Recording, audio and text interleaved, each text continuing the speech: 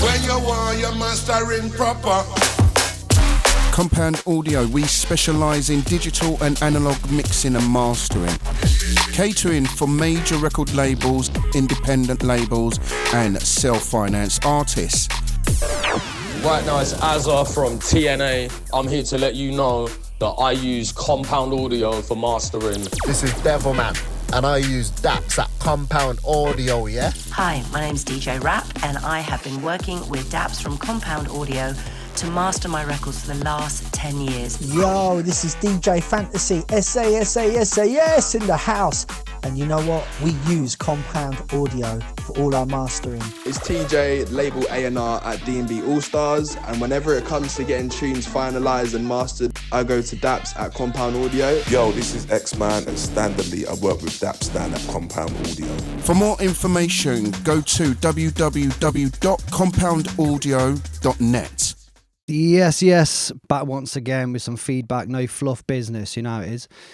So, cool, let's get going. First track, Solo. I think this is like a new whip that he's been working on, so interesting to hear this.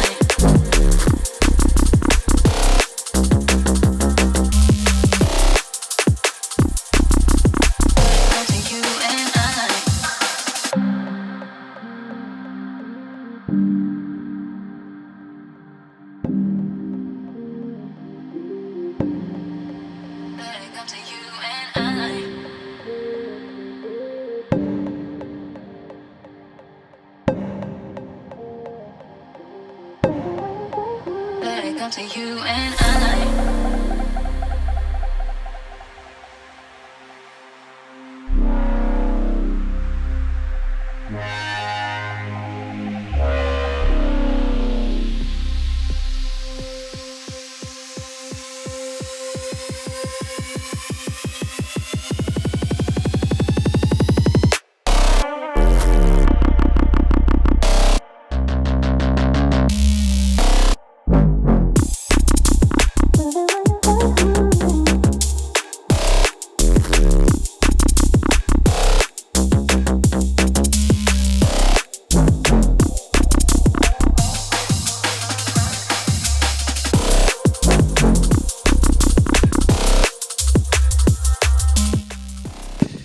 So yeah, feeling that.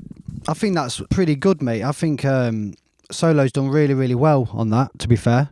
Not putting him down in any way. You know, majority of his stuff, like we tend to do stem mastering with it, or we'll go online together and do a one-to-one and mix his stuff down. But something like this, I feel like he's really found his feet in terms of levels and the mix, the balance. For me, it's just real minor things. And what I mean by that is the top end of the hats could come down. There's a bass that I noticed in there that was a bit too mid-range present. These sort of things are just like real minor things where I would have to timestamp it with the artist to indicate them and point them out. So if I was to master this tune and they said to me, this is the only copy I have, then yeah, I would still be able to master it. It's not really a problem. I'm feeling the drop. I like the use of the vocals. Let's just go back to the build up.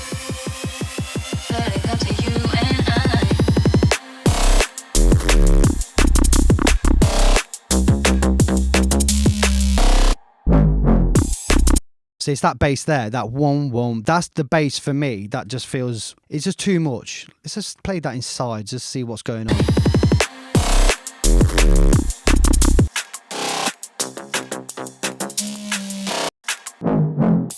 There's a lot of sides in that bass. So let's just continue playing the track in sides.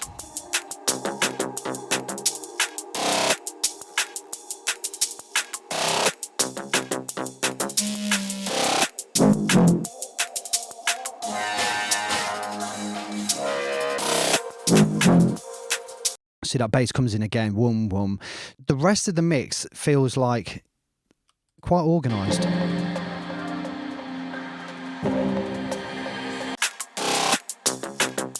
You know, you just got that nice flutter from the snare, the top of the snare clap there, and then some of the hats.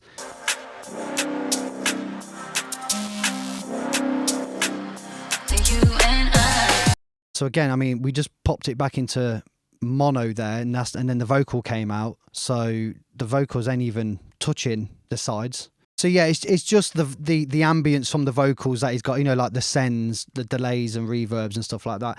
I think it's great. I think this tune's brilliant, you know, in terms of mix wise. I've put a limiter on it because it is a pre-master. It's not a mastered tune or anything, so I've had to put a limiter on it. You're seeing last week's show that I was putting limiters on as we went along, and I thought it's only fair to bring them all up to an average level so that when we do play them, we don't get that louder sounds better biased approach. But yeah, Solo, honestly mate, great work there, absolutely love it. So next, Jack Spade, Stargazing. Let's do this.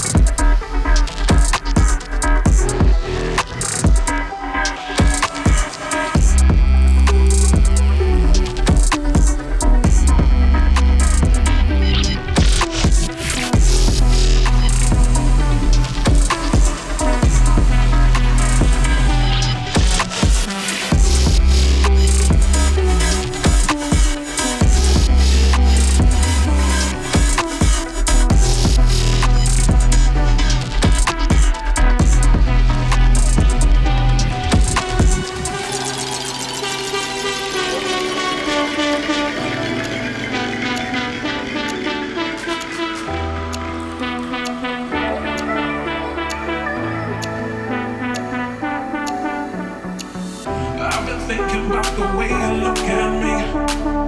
Are you sure you know the one? You can tell me that this feeling don't want me. Why try and hide from what belongs? Are you gonna make a move? Hiding me is not a possibility. Now the time has come to prove that I'm gonna make you love me anyway. That I'm gonna make you love. That I'm gonna make you love. That I'm gonna make you love me anyway.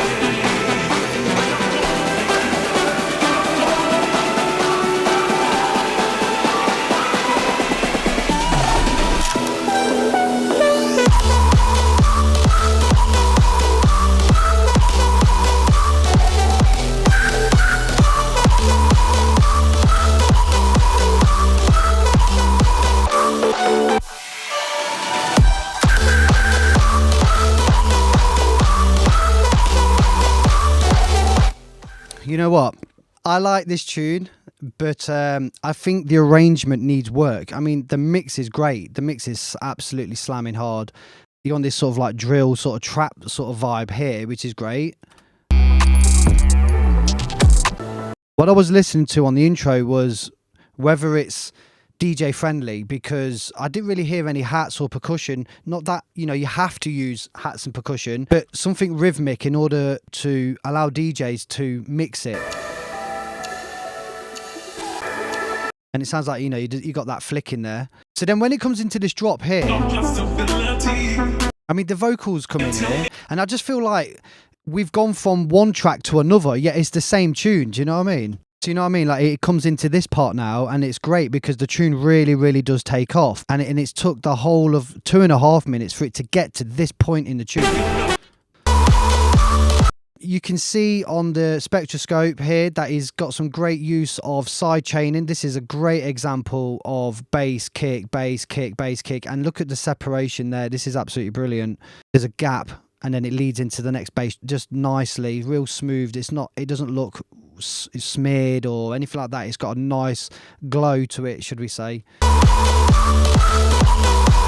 yeah, it's sounding like it's proper blowing, like the distortion side of things.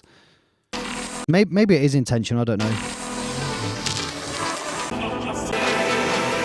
For me, the tune's really well polished, it's really well put together, apart from the audio distortion or the clipping. Maybe that's something within the chain.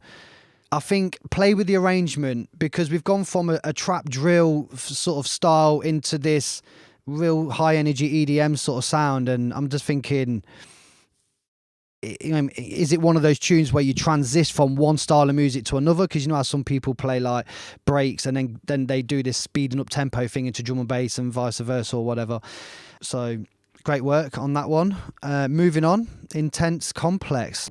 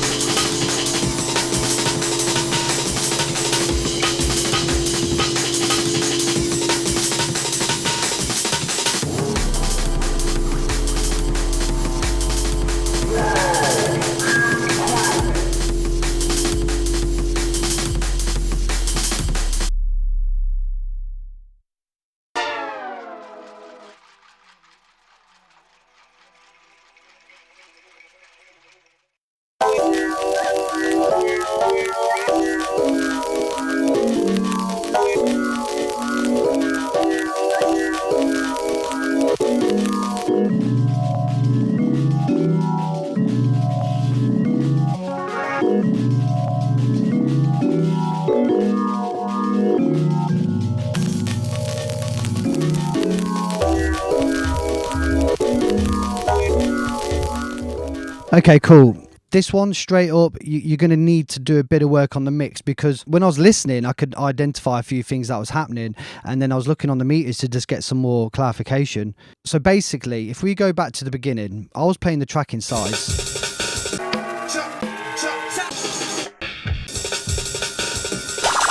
The main thing what's going off in this tune is that there's a lot of phase. There's a heap of phase going off in these basses. See, I'm playing the track now in mono, and the sub is pretty much gone. So if I play it in stereo, all the bass is in the sides. Look.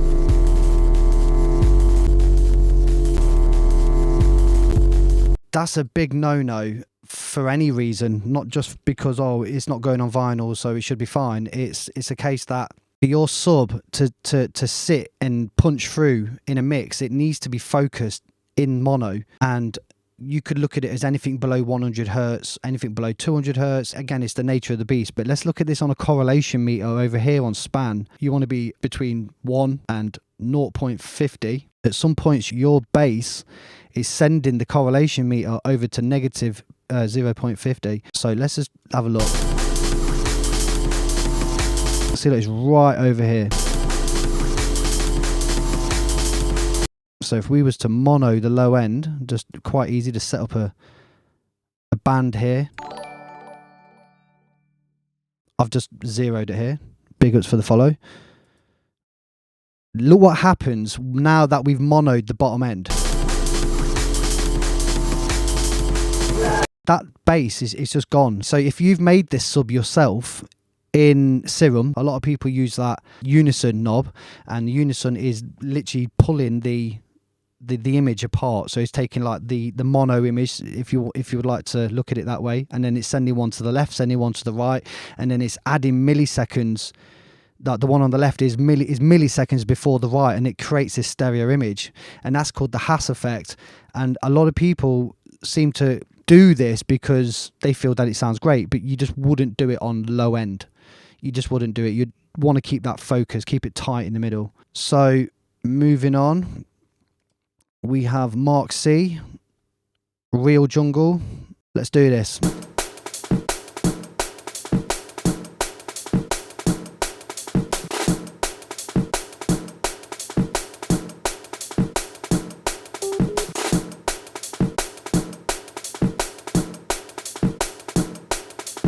On the turntable we have the Real Jungle.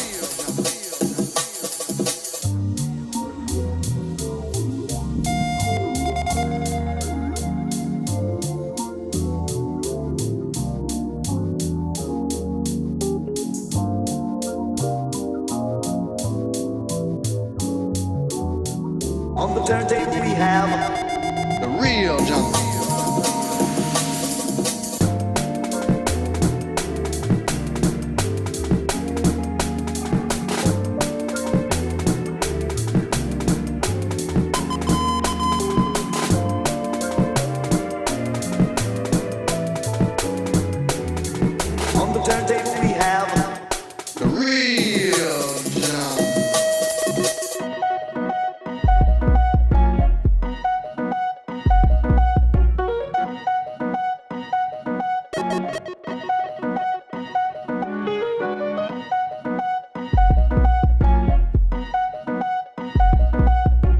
I went to the jungle. On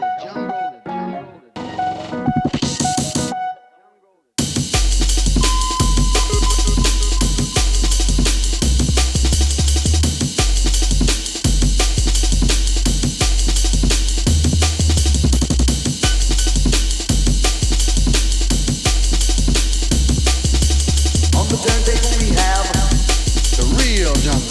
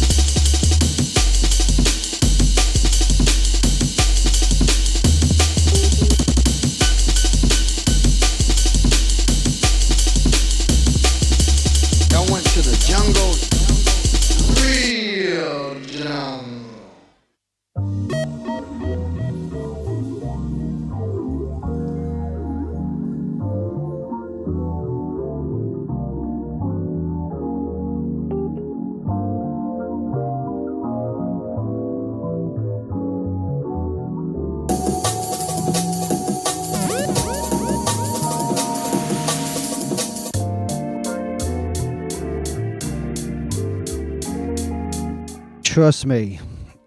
As soon as it dropped, I was just like, oh gosh. This is a perfect example, man, for the low end. So let's just play this in sides. Mono.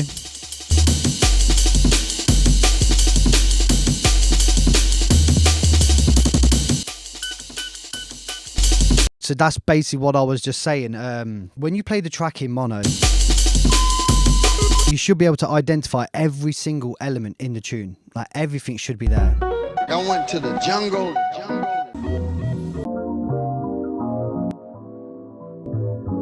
And then when you hit that stereo button, or when you play the track back in stereo, you feel like you've got this width or that sense of space. And that's when you've executed the stereo image. If I was to make any sort of comments of what I would have done different, I would have made the middle bit shorter, because you know how it is on the dance floor. People would just be like, let's go for a fag break. But there's a bit of high end, and I'm thinking, what is it? Just have a listen. For me, it's this.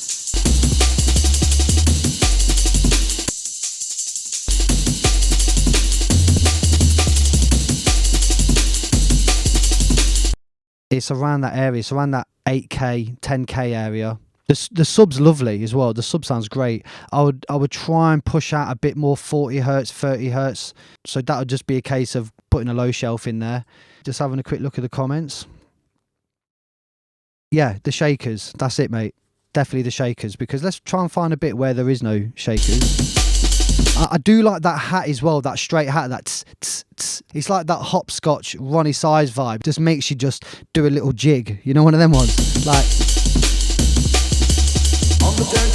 just keeps you chugging along. So, I mean, let's just have a quick look. Let's just have a poke with this plugin, Split EQ. And the reason why I'm choosing Split EQ is because it can tame top end without losing the transients, and that's a big thing. We spoke about this last week as well, where turning down the top end, like on any traditional EQ like this,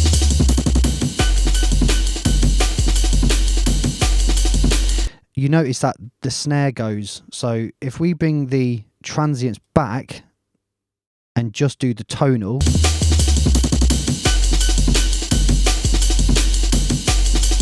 let's just do a bypass.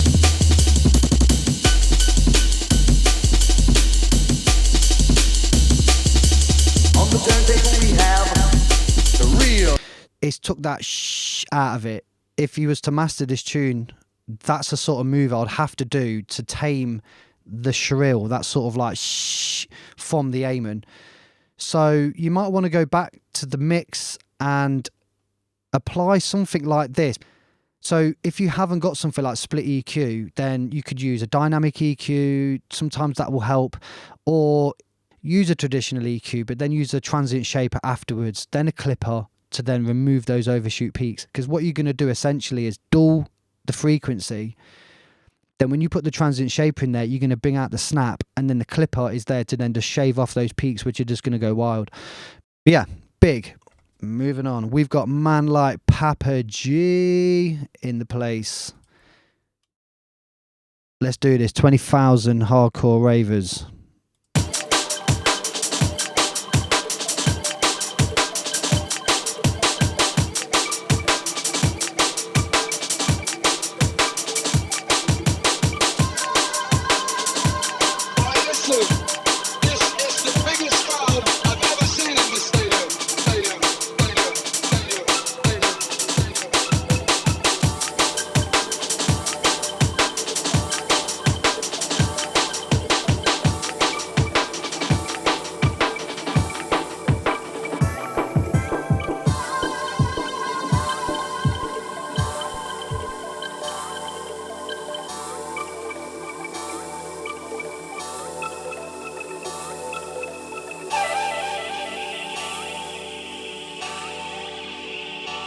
I'm gonna take you back. Right, listen. This This is the biggest crowd I've ever seen in this stadium. 20,000 hardcore!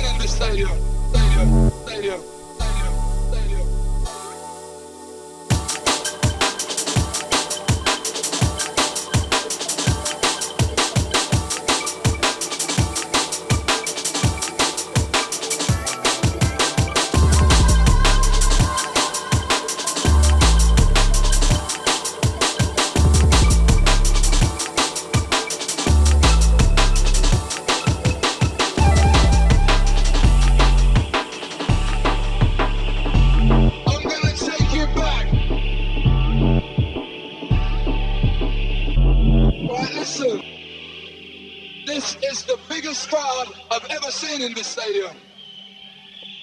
20,000 hardcore! Trust me, mate. As soon as it dropped, mate, I wanted to just reload that. You know what I mean? This is proper. So what vibe are you on there, mate? This is like some 160, 165? Going back to this whole mono compatibility, that sort of talk.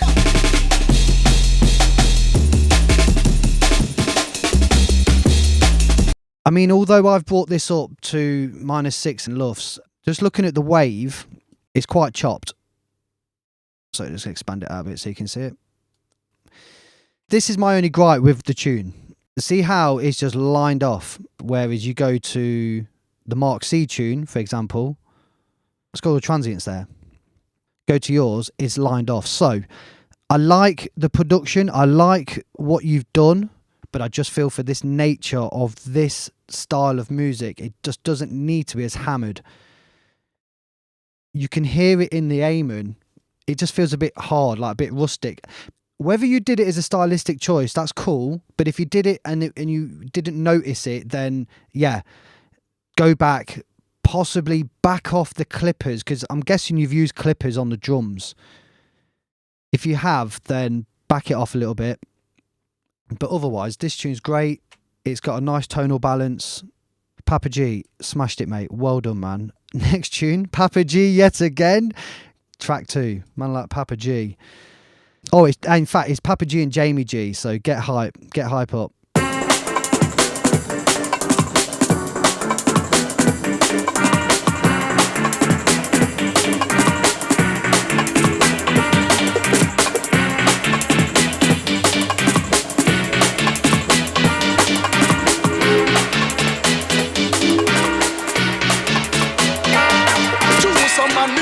Them get hype up. In a day and good, them a go get wipe up. Them no intelligent, them is not impressive. And true vanity, them all get swallowed. So my name a call them get hype up. In a day and good, them a go get wipe up. Them no intelligent, them is not impressive.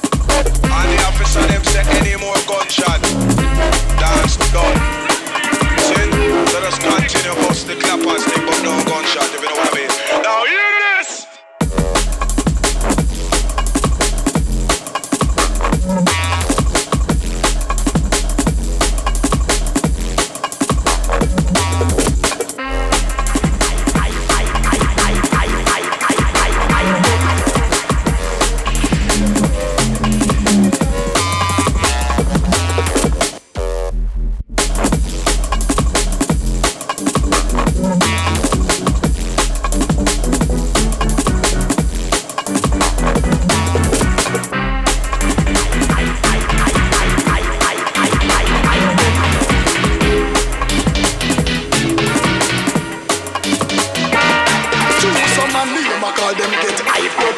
In a day and run, them a go get wipe up. Them no intelligent, them is not impressive. And true vanity, them all get swallowed. So man, name a call them get hype up. In a day and run, them a go get wipe up. Them no intelligent, them is not impressive.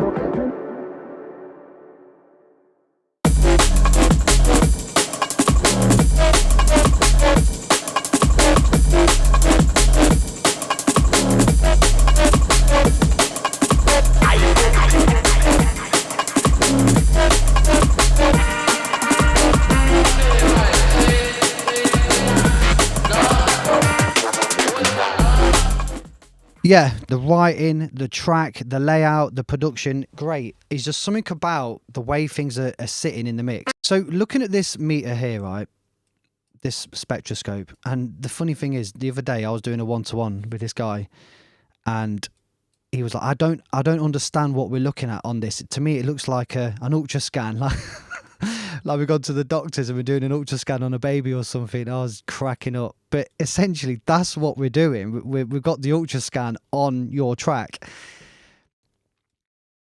Going back to your last tune, look at this.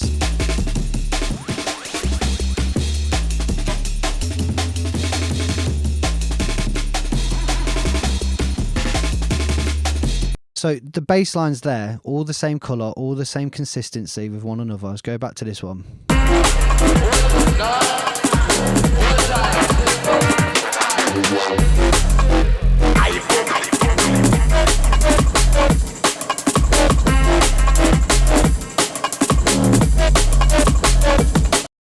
The more I think about it and then start looking at what it is I'm trying to break down in my head, this visually is telling me.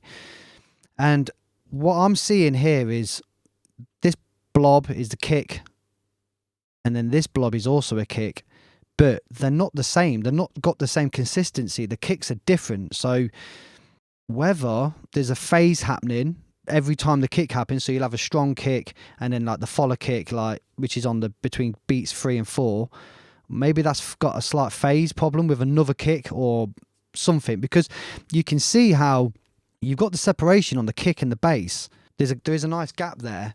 It's just that the kicks are not consistent, as in the tone of the kick, the body, the punch. See there, see how it goes thinner? We'll play it again.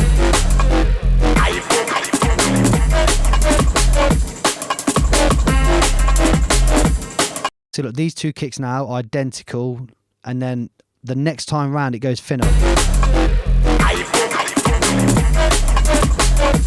See, look, see how the kick's gone weak there? And that could either be a phase issue. Well, I'm putting it down to a phase issue. Playing the track in mono is great.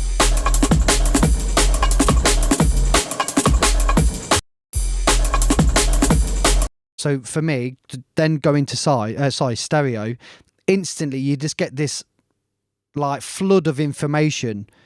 So it's a case where I think with everything you've got in the tune, because all the elements are there, I believe, but that break, I forget what it's called. Is it like the funky worm or something?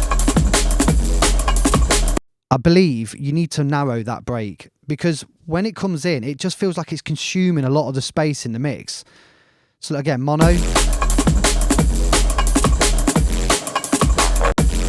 Sides.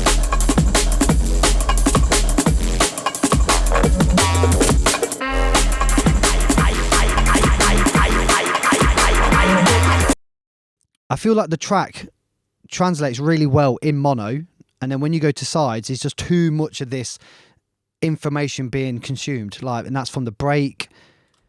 Play it back in sides and listen.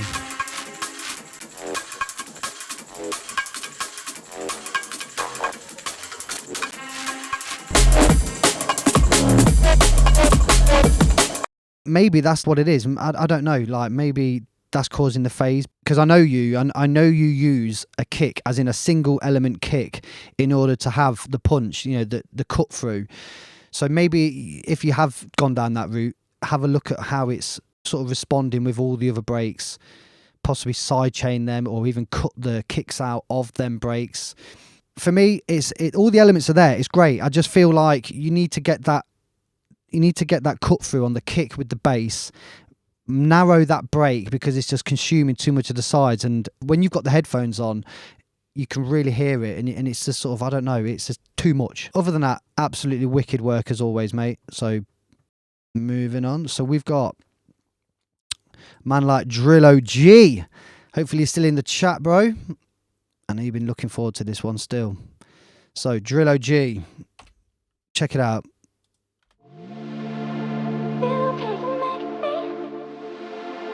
Trilogy.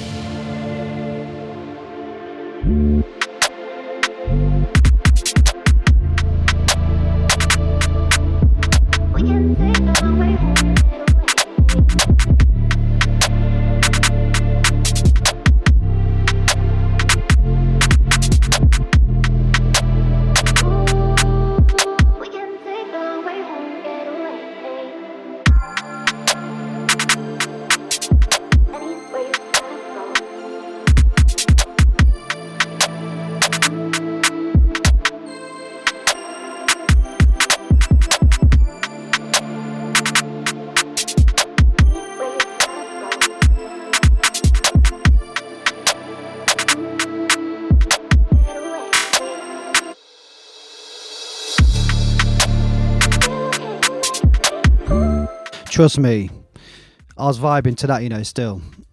Let's just start pulling it apart.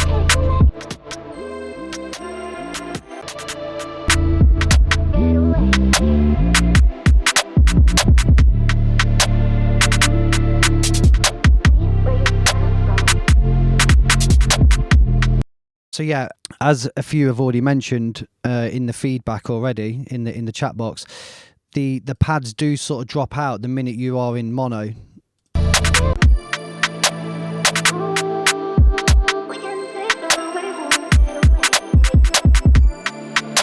Yeah, those strings pretty much do disappear completely.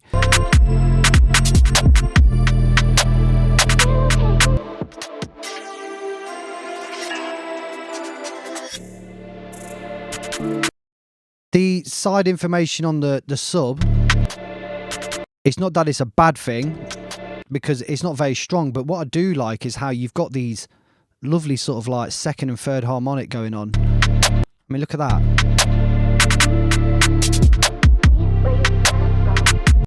You know, I think it was last week, there was a drum and bass tune where it was just a single tone sine wave, and it would have been nice if it was not driven, but like had the second or the third harmonic just coming up, help it cut through on mobile phones or small speakers like laptops, that sort of thing. So you can definitely see like the use of sidechain as well. The kick is just absolutely slashing through the bass line. Because it's a drill track, my only sort of feeling to it is that trying to get that kick with the bass so that it thumps, like so it pops through. But again, I mean, drill's been going for a long time, and a lot of the tunes that I hear, I don't feel that at this present time there is no like, oh, it has to be -6 lufs. Like in drum and bass, everything's like -6 lufs, -5 lufs, -4 lufs. In drill, it seems to be anything from -9 to -7, say. It's not that pushed, and I believe it's because it's vocal driven music. Looking at the scopes on this,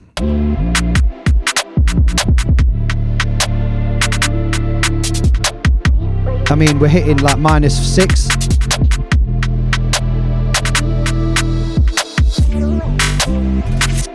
Just dipped into like 5.5 lufs, and this hasn't got a vocal on it. So, and I mean like as in a lead vocal. It's got the vocal sample in there, which is great, but I just think when it comes to an MC vocal in this tune, you're going to be pushing into the -5 lufs, and it's just going to be a bit too much. Right, so for me, and obviously a few other people in this, in the chat box are saying about the stereo information.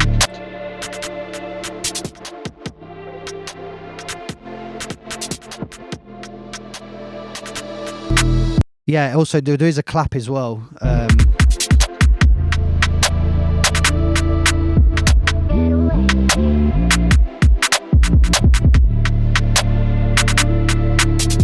And that hi-hat, what pans left and right, that hi-hat, it's a bit too bright.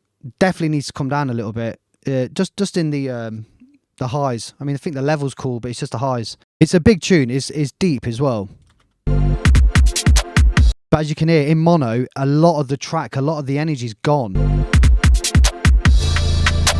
And as we were playing some of the tunes earlier, the mono has to translate. It has to translate well. Like everything needs to be focused. So when you play the track in mono, it's like boom, you can hear everything. And then the minute you go back to sides, you just get this sensation of a stereo image. Not, oh, where did that element come from? And I didn't hear that in the mix up until now, and it shouldn't really be like that. You should hear everything. So again, whether you've used imaging or excite, like the stereoizing or something like that, just reduce it, or don't even use it. One of them ones. Just duplicate the channel, put it an octave higher, pan one slightly to the left, and then alter the pitch, pan one to the right slightly. Change the EQ a little bit, and then you'll start creating natural stereo. Or just put them in some sort of verb, very short feedback on the verb, so it's more room placement rather than tail end. Anyway, moving on, we've got Vectral, and let's do this. Let's check this bad boy tune out.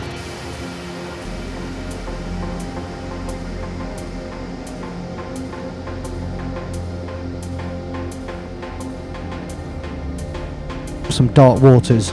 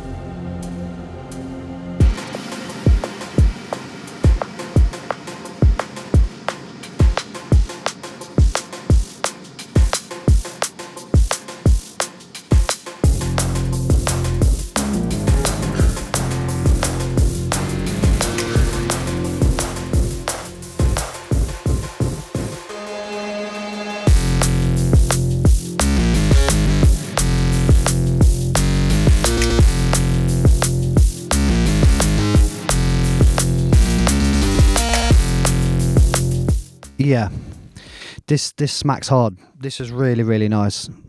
If you're in the chat box, speak up. We want to know more.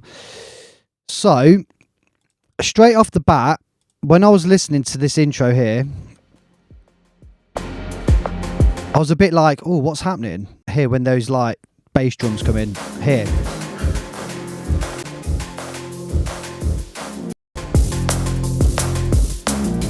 So listen to it in mono, then listen to it in sides. I've just that whole reverb, I just feel like it's just too much on the kick especially.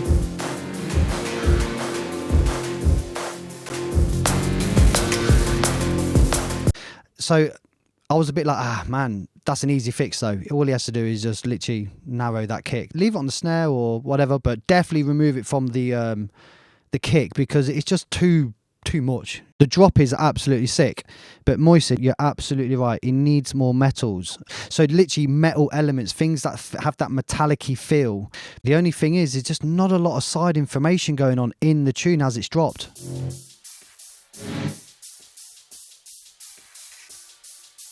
I mean, this is all what's in the sides. It's a shame, really. Because going from this, see, full of information.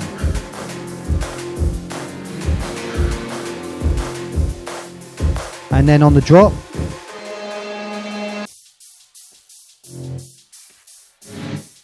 you know what I mean? It's just gone. It would be so nice if we had that stereo information. Just as a quick example.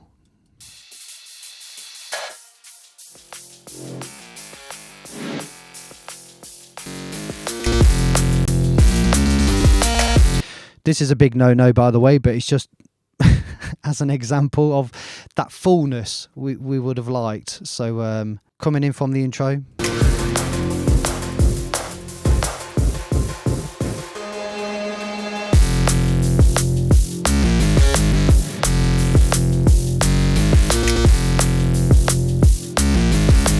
So yeah, think about trying to create some sort of stereo imaging, you know, try and get some width on the bass, the snare, because you got the fundamental of the snare. Look. You got the kick, you got the fundamental of the snare, you got a nice white noise. I mean, look at these lines here. That's the white noise coming off the snare, which is like all the information we need, really. It's quite high, to be fair, like 20k, still got white noise on the snare. I would do a cut at the tops, but it's probably this. Yeah, so like on the snare, I'll be like trying to do something like this. Either a simple cut.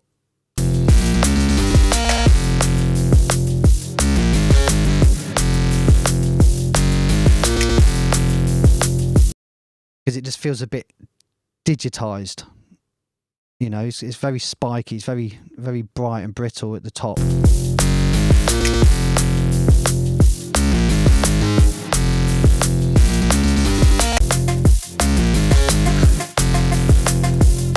So yeah, I mean, it does say version 1, so obviously it's still in early days. So other than that, it is an absolute banger, and it slams. It would just be nice, like Moisin says, to get more metals, more sort of characters on the percussion, because as I mentioned, you've got the fundamental, you've got the white noise, but there's no character in between. There's no identification to the drums. At the moment, it's just digital kick, digital snare, but there's no characters to it to identify them. Hopefully that makes sense, and we will move on. Sonic Construction. Whip. Let's do this.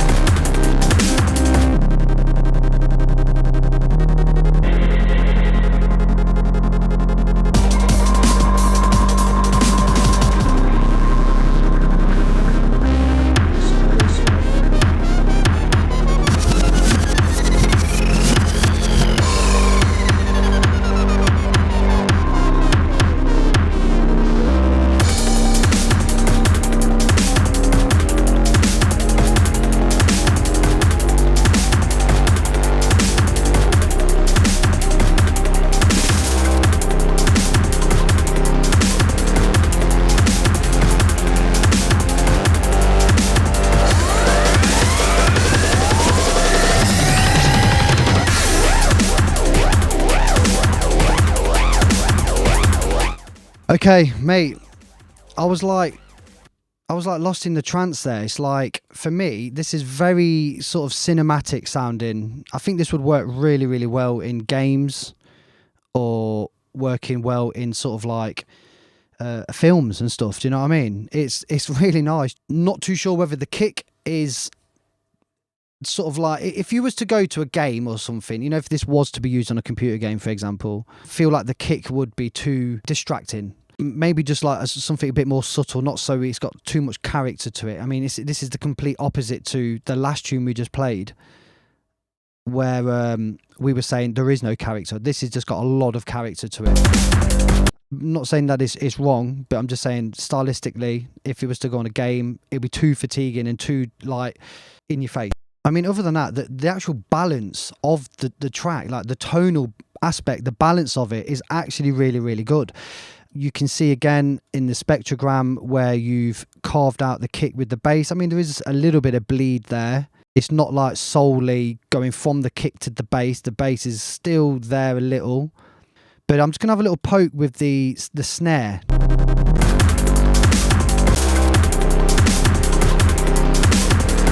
So the snare's sort of sitting here. I just want to just push out the fundamental.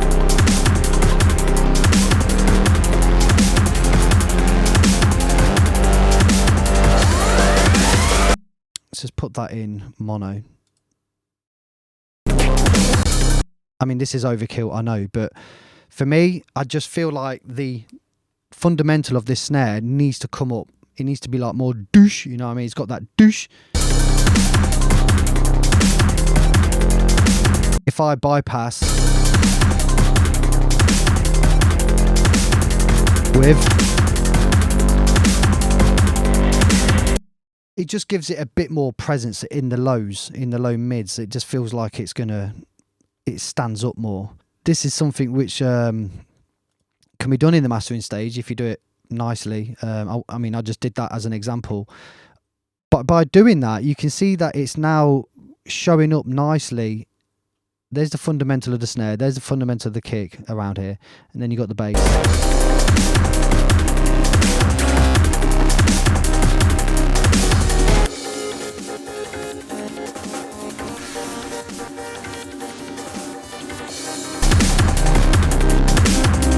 So again, this is another good example of mono compatibility. You know, you come back to stereo and it feels like it's wide.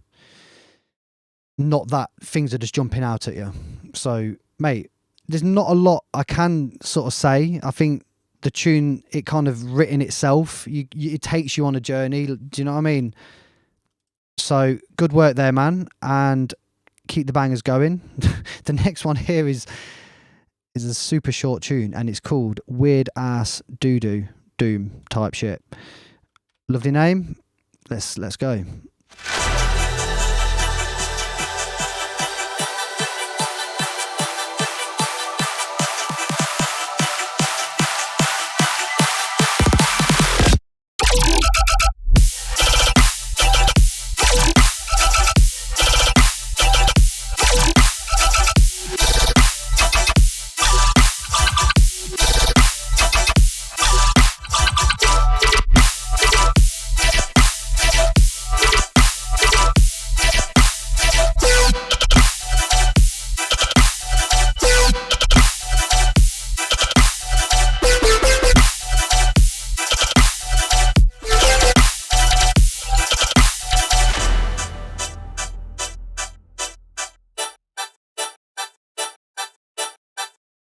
Well, that's a shame. It sounds nice, so we'll play it twice.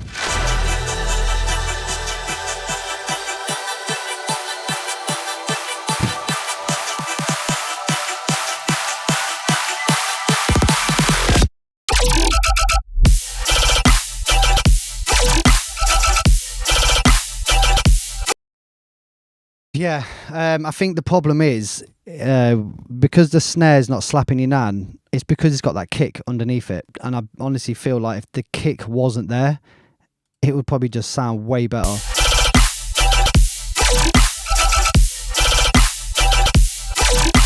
But great use of white noise and noise in general, because Without that, this tune would sound pretty flat and empty within the top end. So all that white noise is what's creating that energy in this tune.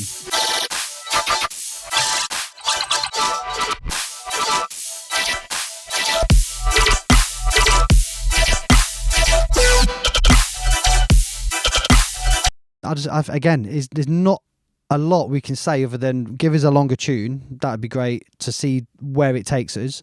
So we have just had a just in. Let's drop this bad boy in. Man like Moisen. It's time for another just in, mate. Justin Timberlake business. Yeah.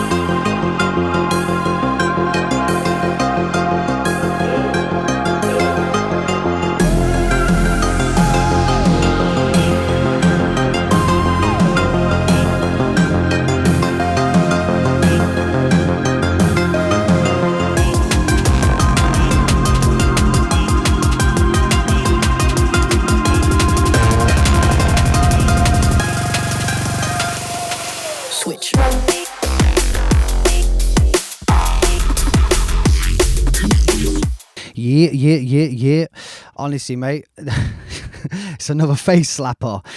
Come on, let's pull this apart.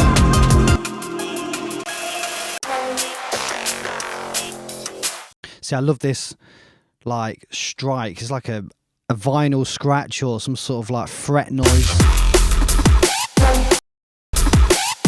So yeah, I mean, going back to what we've been looking at throughout this whole stream is looking at the fundamentals, looking at the kick, look at the separation between the kick and the bass. This is lining up really nice. You got the nice poke from the snare. It's cutting through really nice. The kick's carving through. Going back to that vectoral tune, you've got the fundamental poke from the snare and you've got the white noise smashing off it. This looks nicer, in fact, because you've got the white noise here and then it starts to fade, which is great. But something which, again, gives the snare identity rather than it just being the fundamental hit and then white noise. I can hear a clap. There is a clap in there. I can hear that here, especially on its own here. I just think that part of the snare needs to come up. Because in context with the rest of the tune, it's just the poke and the white noise is what's being identified. Yeah, I mean, it's a solid tune. I mean, it's hitting some high numbers as well. At some parts, it's hitting -4 luff, so the mix can take it, obviously. Looking at the bass, you got a lot of harmonic content there. I mean, check how many there is. 1, 2, 3, 4, 5, 6, and it just goes further and further. So there's a lot of harmonic content there. So again, I'd imagine on a phone, on a laptop, you're going to hear the resemblance of the bass. For me, just a little bit more rip through, like literally, you know what I mean, like a nausea style, like the ogre's talking to you, do you know what I mean? Just let it just come through. But yeah, I can't, honestly bro, I can't fault this. It sounded solid, it's really well put together. For me, it's just those small little things about the snare. Try and bring that character out on it. Right, Conclave just in. Another one. Conclave is just in. This just in. Hardcore vibes. Last one from man like Conclave.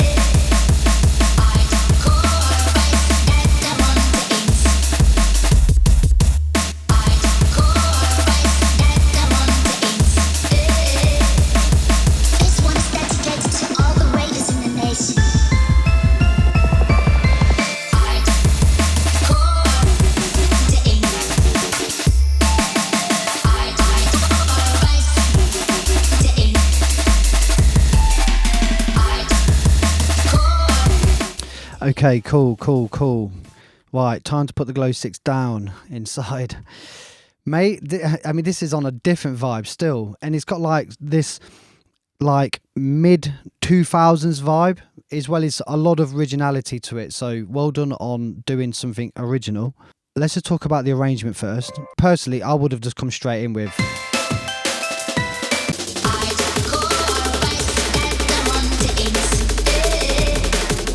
This one is dedicated to all the ravers in the nation.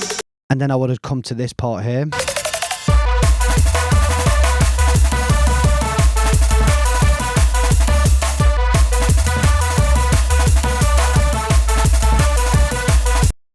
Possibly like break it up more, you know, with these little fills you've got going on. And because it's got an aiming in there as well, you could do some like little jungly edits or something, you know, like how they used to do it in the hardcore. And then after this, probably like half this anyway. And then come into the main drop. So it's like a first drop, second drop. Let's look at the Amen, because of the hardcore vibe you're going on. The Amen's drum and bass, obviously, because it's a drum and bass style tune. But what would it sound like if the Amen was pitched up?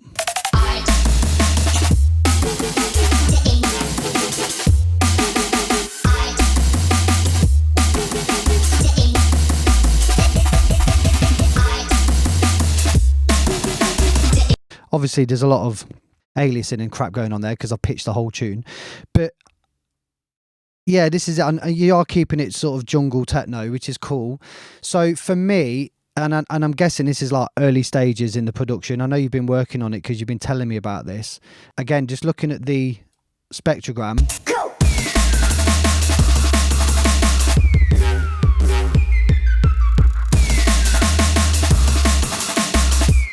You can sort of see that you have side chained it, but there's not a lot of side chaining, or in terms of not to duck, but to just get the separation between the kick and the bass, because the kick's lovely, the bass is lovely. But you can just see here that it does sort of fuse together nicely here. I mean, although it doesn't sound like there's a lot going on in the sides, in terms of like, you know, elements. I can hear all the ambience and all your sends and everything.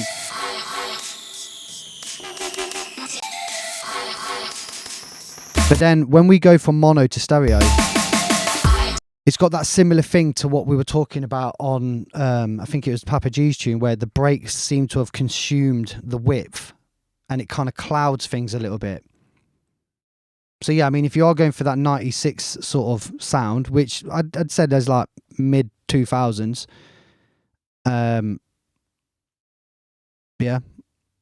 yeah, I mean, you've done a good job, mate. I mean, to be fair, the track is there, and it makes its point. Do you know what I mean? This one is dedicated to all the ravers. It's dedicated to all the ravers. You know what I mean? So, bro, I think you've done really, really good there. It's just about getting that kick to sit with the aiming, but thinking about what you're saying in the chat about how you want it to be more of the 96 vibe, then cool. I wouldn't push the tune is hot. I mean, you're hitting a healthy -6 lufs, which is great, and obviously you're going to want this to compete with other tunes. So yeah, you're going to have to do that, but try and scoop out some of the mids then, at least in the Amen, to try and help be less, not aggressive, but just less Amen noise. So it'd be around 200. I mean, this is pure overkill, I know, but that's it there. It's like the boxy sound from the Amen. So yeah, you're going to have to get an EQ and start stabbing around the Amen and try and remove some of that boxy tone from it. That's exactly what I was thinking of, is like the boxy tone. So awesome, mate. So thank you for everybody that sent in tracks, and also all the feedback coming from everybody. Remember, I am doing this for the fun. I'm doing this just to give some feedback and no fluff. So I will try and come back next week, because I've just had a quick look in the feedback and there's already a couple of tunes there. So this is me signing off. Big ups once again, everyone, and have a great evening. When you want your mastering proper. Compound Audio, we specialise in digital and analogue mixing and mastering. Catering for major record labels, independent labels and self-finance artists. Right now it's Azza from TNA. I'm here to let you know that I use Compound for mastering. This is Devilman, and I use Dapz at Compound Audio, yeah? Hi, my name's DJ Rap, and I have been working with Dapz from Compound Audio to master my records for the last 10 years. Yo, this is Fantasy, S-A-S-A-S-A-S in the house. And you know what? We use Compound Audio for all our mastering. It's TJ, label A&R at D&B All Stars, and whenever it comes to getting tunes finalised and mastered, I go to Dapz at Compound Audio. Yo, this is X-Man, and standardly I work with Dapz down at Compound Audio. For more information, go to www.compoundaudio.net.